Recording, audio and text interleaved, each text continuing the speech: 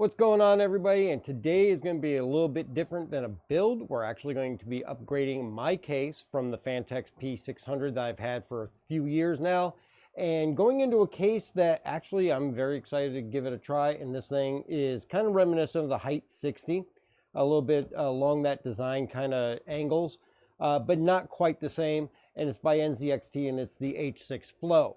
And actually, from the time that I saw this, I definitely wanted to try and get a build done in this. I actually recently sold my office computer that I use for work from home on my 9-to-5 job, and was looking to do a replacement, and I grabbed this case to do that. But now that I'm thinking about it, I would really like to actually utilize this for my daily gaming rig versus my work computer, and I'll move the P600 case out to the replacement I'm putting into the living room. And that's going to be in a separate video after we do this transplant into this case. But definitely wanted to take a look at the H6 Flow by NZXT and take a look and show why it is something that I've definitely wanted to build in. Make sure I don't spill my drink there. That would be really, really bad. Come on, stupid box. It's the cardboard handles. You know, these cardboard handles are great when you're carrying it, but if you don't remember to pull them out before you try to open it, it's a pain. All right, so this is the H6 Flow. We're going to go ahead and get the styrofoam off here. I'm actually going to make sure that I hold on to this case. I'm going to make sure that I hold on to the box for this case, as it could definitely come in handy for future builds if I decide to do another one, and I can use it for shipping or anything like that. And of course, don't forget to hit that like and subscribe button here on the new channel, Dark Hour Tech, where we're going to be doing things such as this with upgrades, transplants, rebuilds, new builds, troubleshooting, and all that. And of course, if you're in the Indianapolis area and you want to possibly get your PC diagnosed for no cost, hit me up at darkhourpc@gmail.com, and we can definitely utilize it for a video, be able to take a look at it, see what's going on with it, and possibly give you an idea how to fix it at a very low cost. You can find us at darkhourpc.com or reach out via email at darkhourpc@gmail.com. So this is the H6 Flow, and like I said, it's very reminiscent of the Height 60 as far as how it has the angles cut into the case here.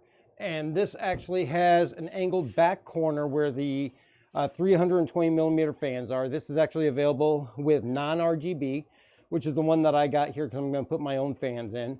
And it comes with 3 fans here on the back left corner that are pre-installed.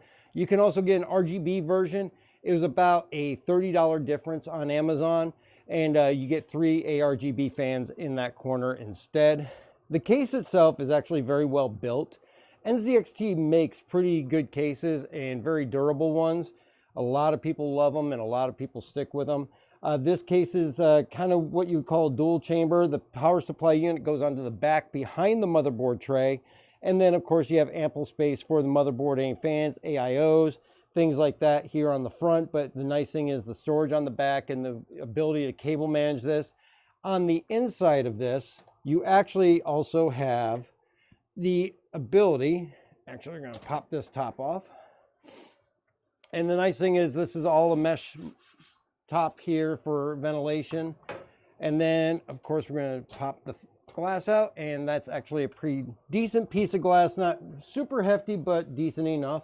Inside here, you'll notice that you actually have a glass front panel, and then of course the glass side panel. And on the bottom here, you actually have a 140 millimeter dual fan tray for ventilation coming in from underneath, since your power supply is in the rear chamber. And then of course you got your 3 120 millimeter intake fans there.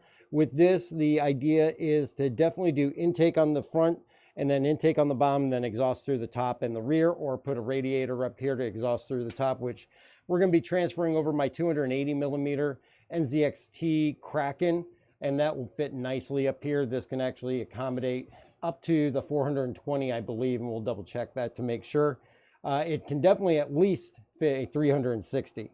On the back though, again, great ventilation right behind where the power supply unit goes. On the back here, as you can see, we actually have the tray that holds the power supply unit. There's no padding or anything here, but that should be fine. It shouldn't be too big of a deal. And of course, you got lots of cable management straps here. These are, of course, the wiring for the fans on the front left there.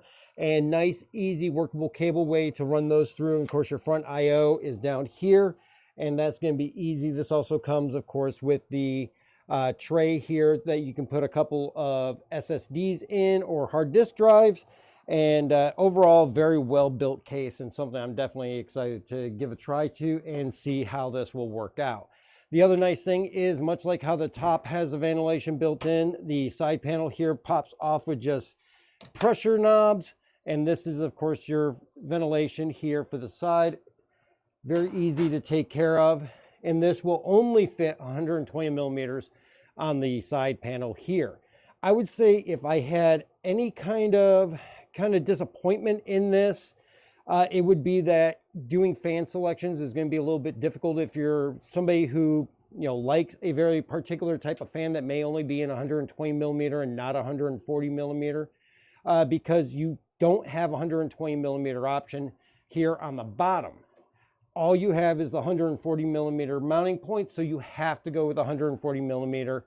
And if your favorite fans that you like to use in your build, or your current build doesn't have 140 millimeter fans and you want to use that ventilation on the bottom, you're going to have to find something that closely matches or switch to a different set if you're one of those people that have to have all identical of the same thing across the board. The other nice thing that I did notice about this case is on the back here, this tray, there's just one captive screw here. If you don't have a use for the hard disk tray, you can actually take that out, and it opens up the availability for more cable management back there, as well as just more space in general. And of course, any cable management space you can get out of a case, all that much better. Aside from that, I mean, overall, it is a very well-built case, and we're going to take the P600 down. We're going to transfer everything into here. I'm not really going to show the process because obviously I'm recording on that one. So as far as the teardown goes, I'm going to try and get some footage on an SD card if possible from the camera to include in there. But when we come back, it'll all be put together, set, and ready to go.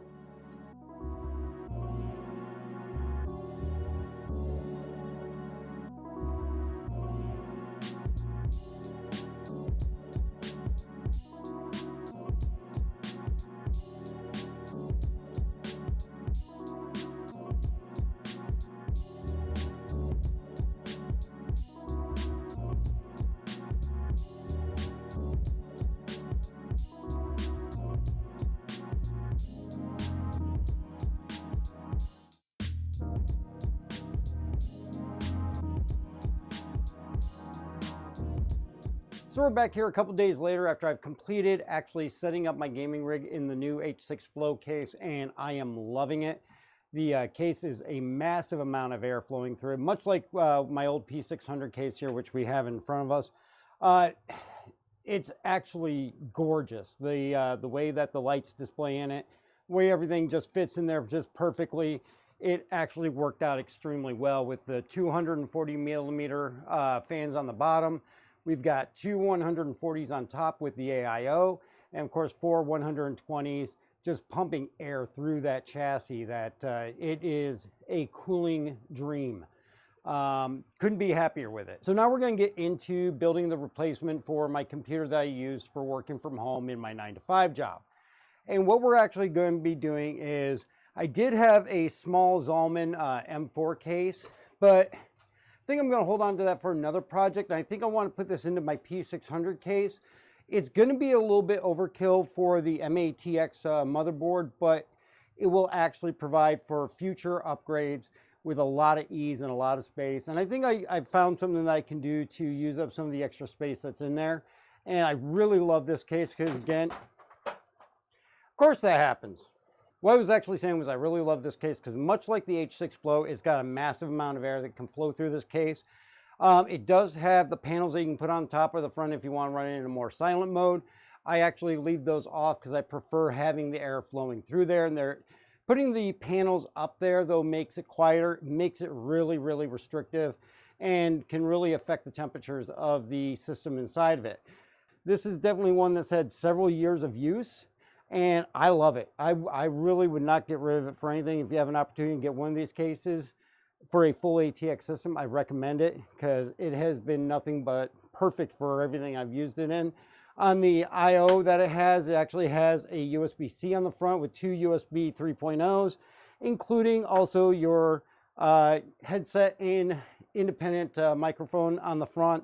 An amazing case, and the ability, you'll see a little bit later as we get into this, to cable manage this thing is set up for cable management. So again, the Phanteks P600 is a case I would not hesitate to build in over and over again. All right, so what we're going to do is we're going to get into this. Component wise, we've got some T-Force DDR4 3600 speed RAM. We also got the Tough Gaming B760M plus Wi-Fi D4 motherboard MATX format. Now we do have an Intel i5-12600K. I know that the B board does not overclock or anything. We'll be able to utilize the RAM, but for other than that, the price that we got on the chip and the board just happened to work out perfectly to fulfill the needs that I have in there. And actually, the price, you know, getting it on Cyber Monday, really couldn't argue with that at all. Now this one I am not going with an AIO on. I'm actually going to do air cooling on this one. I'm going to use the AK500 White from Deepcool, which is a nice big size air cooler. Should be able to push that air through that case extremely well with how open it is and keep that 12600K cooled. And of course we have the Thermal Take 850 watt 80 plus gold power supply that we're going to be doing, and that's going to provide more than enough power for everything we're going to be running. For a graphics card, I actually went with a 3070 Ti Gigabyte Vision. Now, the reason I went with a 3070 Ti versus like a 4060, a couple of different reasons. The price for performance was better with the 3070 Ti. I was originally looking at the 4060 Ti 16 gig, but for the same price as what I was looking at for the 4060 Ti, I can get 3070 Ti and actually provides for better performance. It also allows me to use some of the lighting accessories that I got without having to use the special adapter for the power on the graphics card. But overall, in side-by-side comparison, even with the 16 gig 4060 Ti, the older 3070 Ti will definitely outperform it. So we're going to go with that. And again, we got a couple of little lighting extras and all that we're going to be throwing in. We'll show you those as we hook them up and we get them working. But this is what we're going to throw together, and let's get into it. All right, so again, we went with the B760M plus Wi-Fi, and this is actually going to be a very nice board to work with. And first time I'm ever using a Tough Gaming board, but very much think it'll be a lot of fun, and I think this will definitely meet the needs of what I have out there. All right, so here we go. We got the Asus Tough Gaming M760 plus Wi-Fi, which is going to be nice to have that Wi-Fi in there, just because I always like it as a backup just in case. It does come with the Wi-Fi antenna, which we'll put off to the side, and we'll hook that up once it's all in the case. But we're going to go ahead and start with the chip. So we're just going to move that back, open up that door, and then we are going to go ahead and open up our 12600.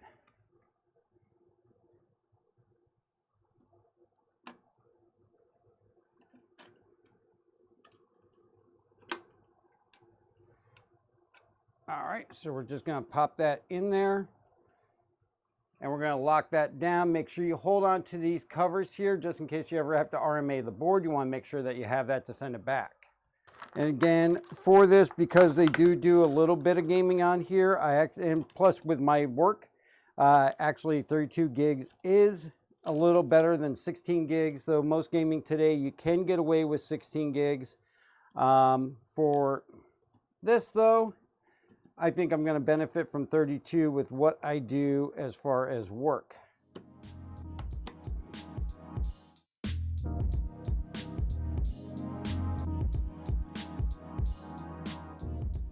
All right, so now that we got the RAM in there and we got the chip in, before we put the cooler on, I've got two SP 1 terabyte NVMEs that we're going to put in here.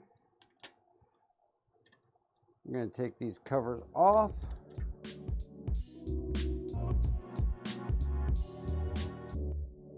And again, these are from SP. These are actually Gen 3, which again will be more than sufficient. These were actually less than $50 a piece on sale. So definitely right now there are some great deals going on, not just because we got some stuff on Cyber Monday, but also just in general. All right, so what we're going to do is we're going to pop these in. All right, so yeah, one thing I definitely like about the boards is they have the built-in retention little lever there that you can use. You don't have to worry about the screws or anything like that. It makes it a lot easier when you're doing your builds, because those little screws can definitely be a pain in the ass.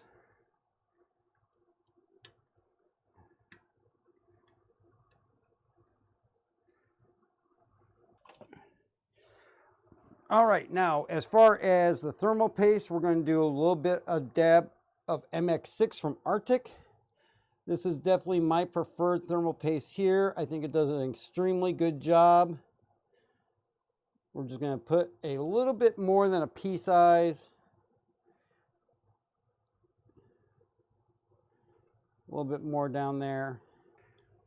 All right, so we're just going to put our bracket on here. There we go. And then from there, what we're going to do is we are going to put our spacers on each one of those posts.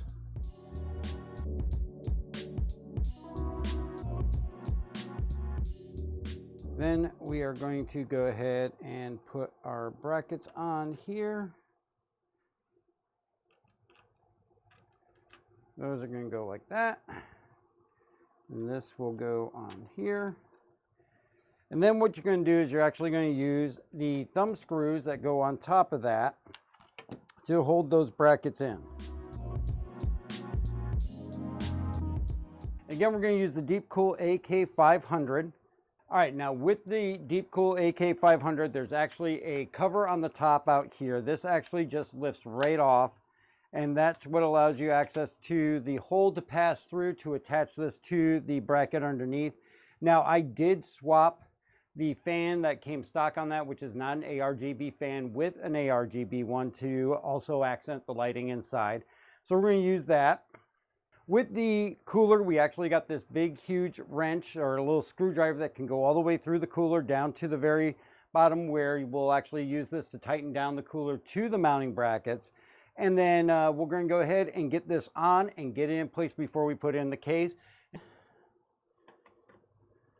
I'm just going to get a couple turns on that to lock it down. Then we're going to go to the other side.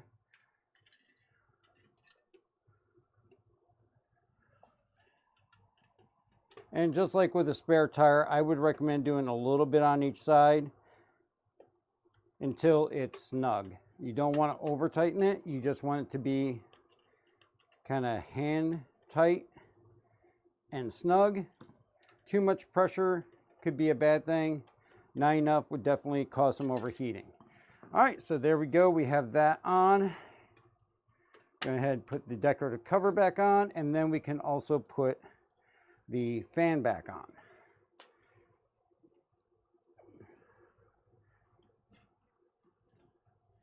And then route those wires up to there. All right.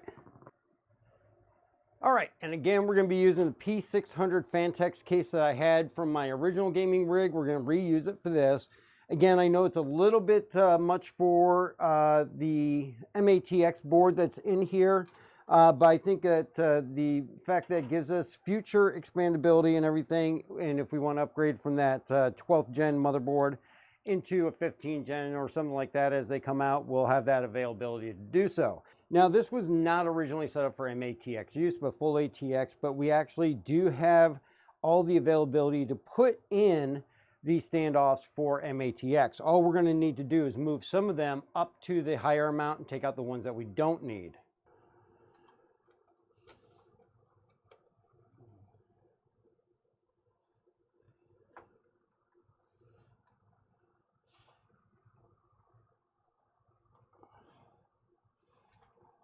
And one big downfall is that these are actually in kind of a very odd position to get a grip on the screwdriver as I'm trying to loosen them. You want to be really careful you don't strip these, because Believe me, it's a pain if you do.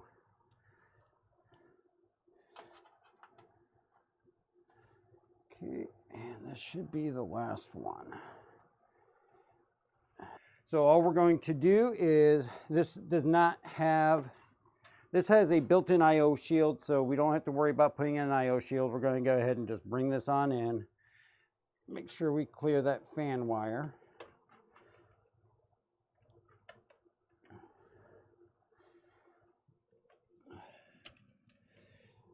And I think that has it.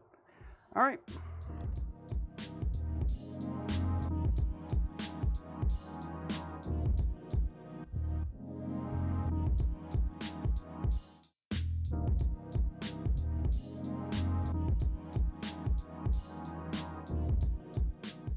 All right, so as you can see, we've got the motherboard secured in there. We've got the fan wires that we can put out there.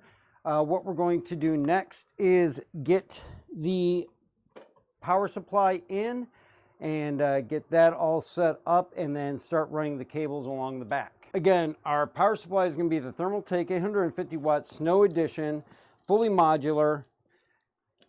And I've used this in previous builds and am a huge fan of them. And it'll actually be a great addition for this white and black case. Of course, we kind of got that white and black theme going on with the frame of the case, as well as with the motherboard, the cooler, and of course the RAM. Definitely whenever I have the opportunity, I prefer doing modular power supplies, because the nice thing is that you don't have to run any more cables than what you need in the system. And that can actually save you a lot of cable management to worry about in the future. But the nice thing is you always have the extra cables. Should you want to do more additions later that actually require them, you want to make sure you keep these on hand so that you can expand later on if you need to. Now, the one thing I do like about this Snow Edition is usually I am a proponent of sleeved extensions for the way that they look and everything, but these actually already come nylon braided, that you don't really require those sleeve cables if you don't want to use them. They're already color matched to the power supply unit, and it's really nice to see that. Now, like I said, I do have a couple of things I did get as extras to really kind of make the case pop. They're not sleeved extensions, but they are RGB extensions. So we will be using these cables to run to those extensions, and elsewhere on the board, such as the 8-pin power and all that, there'll be these cables. And then for the GPU and the 24-pin, we're going to be using the ARGB mesh ones. All right, so that plate is on, and then we are going to get the cables that we need to start with. Now, we are going to have two 2.5-inch SSIDs that we're going to be putting into here. So we are going to need the SATA power, and then, of course, a couple of SATA cables coming off of the motherboard. And, of course, our 3070 Ti uses two 8-pin power. But we can actually use the ones that are a single one that has the daisy chain on it. That would be perfectly fine to use, since we're also going to be using that extension. That will keep our cabling down to a minimum. We also have to keep in mind that we're going to need more SATA power than just the SSDs, because we do have our RGB and our fan controllers in here as well, that some of those may require that also. So just to start with, I'm going to actually run two of the SATA power cables to make sure that we have plenty, and if I can finagle it to where I don't need them, I can always take them out later. All right, so that is that set up, and we're going to take these extra cables and we're going to put those back into the bag that they came with. We're going to make sure we hold on to those for future use if they're needed for any expansion that we decide to do. So all we're going to do is we are going to take these cables, feed them through here. We are going to also make sure that we have this so that it is fan down, as there is a filtered fan intake on the bottom, so we want that pulling in the fresh air from outside. All right, now there is one other thing in this case that we are not going to need, and that is going to be this drive bay here. This was something that was used on the last build because I had a 6 terabyte 3.5-inch archive drive. We're not going to need it. That'll just give us that much more space to be able to cable manage as we go forward with what we got now. All right, so we've got that ran currently, and that's all set to go. This is going to be a hell of a mess to actually cable manage up, but we are going to get that done. These are actually the RGB extensions I actually have. We have a 24-pin as well as a dual 8-pin for the graphics card. And as you can see here, it is just off of Amazon, and this is actually a mesh that will light up, and then it has a cover over the actual sleeve cables that does the lighting control, and then these actually plug into the power supply unit. These also have an RGB cable that comes with them and a separate controller if you do want to control it separately. There's also some couplings in there if you need to connect it to other RGB items. Okay, so one thing to keep in mind when you get these extensions that have lighting on them, especially when you're going through Amazon and third parties and everything, even the big name brands as well as even the off brands, this is actually an off-brand one, and the actual cables came in mounted into the sleeve upside down. So you actually couldn't actually connect it to the card unless you flipped them over. Most people are probably perfectly fine with just pulling the extensions out, putting them back in the combs, good to go, no problem, everything's going to work fine. But if you're somebody that's not comfortable doing that, it's not exactly a huge deal. It's not something I would say really requires you to take it back and return it and wait for a new one to come. It's simply a manufacturing mistake and easy to take them right out of those combs, because the comb is actually all that holds this in here. And if you just pull it out of the comb and reseat it in the right direction, you are actually perfectly fine and good to go. I wouldn't be surprised if the 24 pin is the same way. Again, because these are definitely third-party knockoffs of the ones that you see that are by Lee and such, the strimmer modules or the strimmer cables. So don't be surprised if you see that. It's an easy fix and not anything that's a huge major inconvenience. All right, so the things that we're going to actually look for and hook up now is going to be the front I/O before we get into cable management and everything. We've got several different front I/O cables here. All right, so as you can see, our 24 pin is right here. We're going to unplug that because right below that is where our USB 3 and our USB-C goes. So we're going to plug that into there. And this one, get a little slack there. With it being an M.A.T.X motherboard, it is definitely going to be tighter, especially with these cable extensions. Now, generally what I recommend with these is most manufacturers actually have a standard pin layout now, especially these days. Most of them are actually including it onto a single connector and not having the individual connectors, as there's not a whole lot of change in them. Of course, if you have an older board or you're not sure and you have individual connections, then refer to your motherboard manual for the right pin out so that that will work properly for you. All right, so we've got those in place now. We'll pull the slack out of the back and we'll be all set with that. All right, so as you can see, we have a lot of cable mess here that we've got going on, so we're going to have to work with that a little bit. What we're going to do first, though, is before we do any of that, we are going to run our graphics card PCI cable up through the basement. And then what we will actually do is, instead of having this plugged into the card now, we are going to move this onto that, and then we'll connect it after the fact.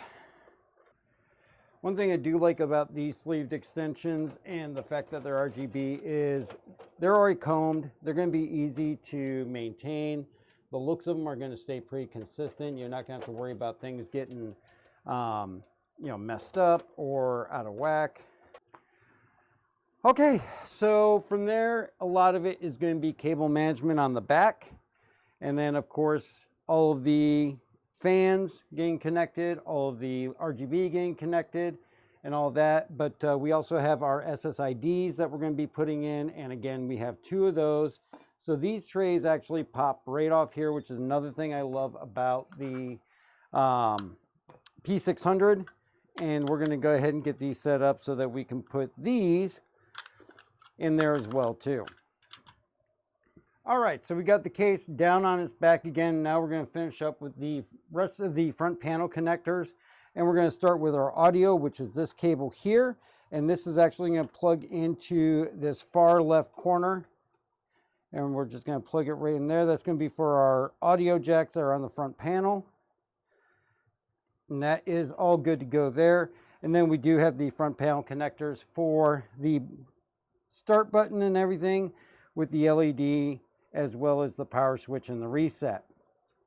All right, so what we're going to do now is we're going to hook in our ARGB header to our motherboard, which is going to be the 3-pin 5-volt, which is going to be right there. And then that goes back to our hub, and that will run that.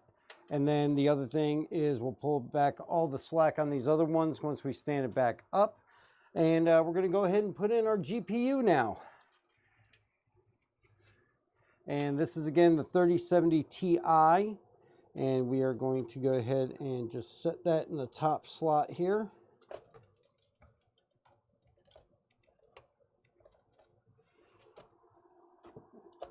Push that in till it clicks. And that is in there. Then we'll get a couple of screws in to hold it in place. Now, previously I actually had used expansion slots, so I'm kind of using some leftover expansion slot brackets from the other build to cover the holes that I did not retain the covers for.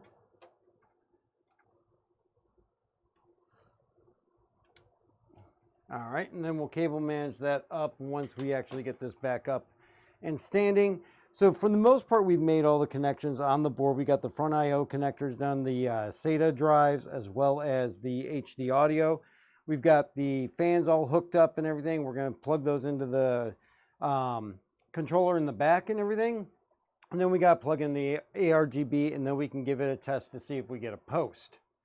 And of course, we've already got the header already connected for our fans and all, so we're going to have that going. We'll plug in our ARGB and see if that connects. The effects will not be synced or anything like that as of this time, but we should at least be able to see if it lights up for us. All right, so we've got power and everything to this thing now, and we're going to go ahead and see if we can't get a post and see how it goes from there. RGB is all running throughout the case with the exception of the back fan, which is a simple fix. I did not plug that one in, but everything else is going and RGB is running. So there we go. All we have to do is put Windows 10 on it, cable manage it up, and we'll be good to go. So at this point, I'm going to go ahead and cable manage it up, and then we'll come back after that's all completed and I sort out the ARGB on the rear fan. All right, there we go. We got our post. We're going to go into the BIOS and we're going to set the XMP. All right, so we see all 4 of the memory sticks. We also got 2 M.2s, 3 2.5 inch, which is all correct. And temperatures are looking okay so far at 28 degrees. And we're going to go ahead and enable the XMP. And that should set it automatically at the 3600 speed. And we are going to go ahead and set the boot so that we can boot to our Windows Media. Okay, by this time my lavalier mic had actually crapped out, and I guess this is a lesson I really need to learn to check my batteries more frequently. But we really did successfully move the setup from the P600 Fantex case over to the H6 Flow case, and now the new system in the P600 case looks like this. I did get the ARGB cable extensions looking nice, and with the added space also added an interior monitor that I can use for system gauges or other decorative scenes. Overall, the MATX B760 Tough gaming board looks really nice with the AK500 air cooler. The average temps are actually staying at idle rate around the high 30s to low 40s. And operating temperature when under load is staying at mid and upper 60s with a Cinebench load test on it. So honestly, happy that I put this in the P600 case. I think it really does look awesome on my work desk. And to be honest, both systems came out looking nice, and they're working great, and I could not be happier. I will provide a full list of specs for both systems in the description, and want to say thank you to everyone for watching. I hope you enjoyed. Also remember, we are launching the Dark Hour Tech channel here that you're watching now to focus on things not Star Citizen related in the PC world. So if you are living in the Indianapolis area and are needing some diagnostic work done on a PC, looking to do PC upgrades, or even looking to order a custom PC, check out darkhourpc.com or reach out to me at darkhourpc@gmail.com, and we may feature your repair, upgrade, or even the entire build if you order one on the channel here. I want to say thank you to all of you, and please be safe out there, and we will see you next time.